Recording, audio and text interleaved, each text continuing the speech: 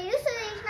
అందరికీ వినాయక చవితి శుభాకాంక్షలు. ఈరోజు నేను వినాయకుడి కథని చెప్పబోతున్నాను. పార్వతమ్మ స్నానం చేయడానికి వెళ్తుంది అని పసుపు పెట్టుకుంటుంది. పసుపు పెట్టుకుంటుంటే పసుపు తీసేసింది. పసుపు పెట్టుకొని శరీరం అంతా పసుపు పెట్టుకొని తీసేసింది. అయితే ఇప్పుడు నేను స్నానంకి వెళ్తున్నా కదా, ఎవరు కాపలా కాస్తాడు అని ఆలోచిస్తుంది పార్వతీ అమ్మ. అయితే ఐడియా అదే ఒక పసుపుతో ఒక ముద్దలాగా చేసి మనిషిలాగా తయారయ్యి చూసింది. ఈ మనిషికి నేను ప్రాణం పోస్తే ఎంత బాగుంటుందో అని అంటే ప్రాణం పోసి నిలబెడుతుందా. ఒక కట్ట మాయతోటి చేసిచ్చింది, లడ్డు కూడా ఇచ్చింది. అయితే తన పేరు వినాయకుడు అని పెట్టింది. అయితే కపలా కాస్తున్నాడు వినాయకుడు. అయితే అంతలోనే శివుడు వచ్చాడు. శివుడు అన్నాడు వినాయకుడితోటి, నన్ను లోపలికి పోనీయి అని. కాదు, అమ్మ అనుమతి లేకుండా ఒవ్వని రాకుమన్నది అని అన్నాడు వినాయకుడు. నువ్వవాడు నా ఇంటికే పోవద్దంటున్నావు, నన్ను ఇదేం నీళ్లు కాదు అని తన ఆయుధంతో నెత్తి పొడి చేస్తాడు. అప్పుడు మళ్ళీ వచ్చింది, మళ్ళీ పొడిచేస్తాడు, మళ్ళీ పొడిచేస్తాడు. ఒక్కసారి జై శ్రీరామ్ అని కోసేస్తాడు తల. అప్పుడే తల పోతుంది. అప్పుడు అమ్మా గట్టిగా అరిచినాడు వినాయకుడు. అప్పుడే పార్వతమ్మ కినిపించి వచ్చి చూసింది. ఎవరు ఇట్లా నా బాబుని చంపేశాడు అని అంటది పార్వతీదేవి. నేనే చంపేశాను అని శివుడు అంటాడు.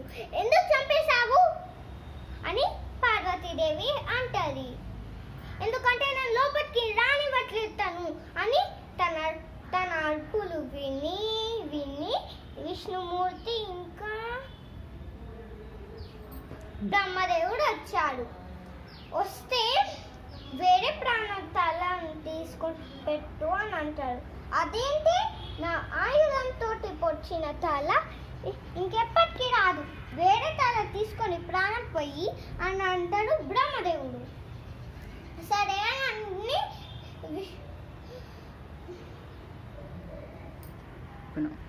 అప్పుడు శివుడు అంటాడు, ఉత్తర దిక్కు ఎవడైతే పండుకొని ఉన్నాడో వాళ్ళని తెమ్మని ఆదేశిస్తాడు వాళ్ళ మనుషులకి శివుడు.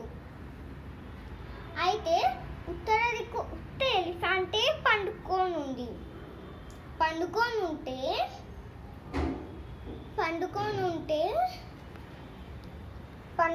ఉంటే వినాయకుడు తల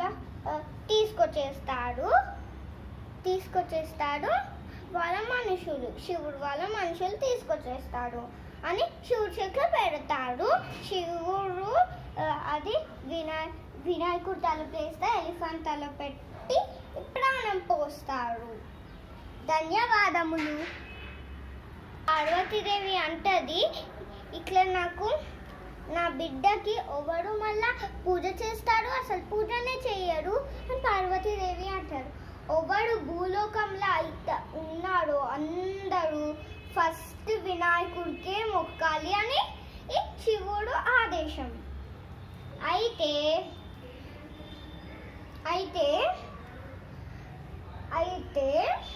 వినాయకుడు మహాభారతం కూడా రాశాడు. ఊకే డిస్టర్బెన్స్ కావద్దా కానీ పెన్ తోటి రాస్తున్నాడు. అది ఇరిగిపోయింది, ఇంకో పెన్ తోటి రాస్తున్నాడు. ఇట్లా అయితే కాదు అని తన దంత మీద కొట్టి రాస్తున్నాడు. అందుకే మీరు ఎప్పుడైతే చూడండి, ఏ బొమ్మనైతే చూడండి, అసలు వినాయకుడికి దంతం ఉండదు, ఒక సైడ్ చిన్న దంతమే ఉంటుంది, హాఫ్ దంతం, ఇంకోసారి పెద్ద ఉంటుంది. మీరు చూడండి. ధన్యవాదములు.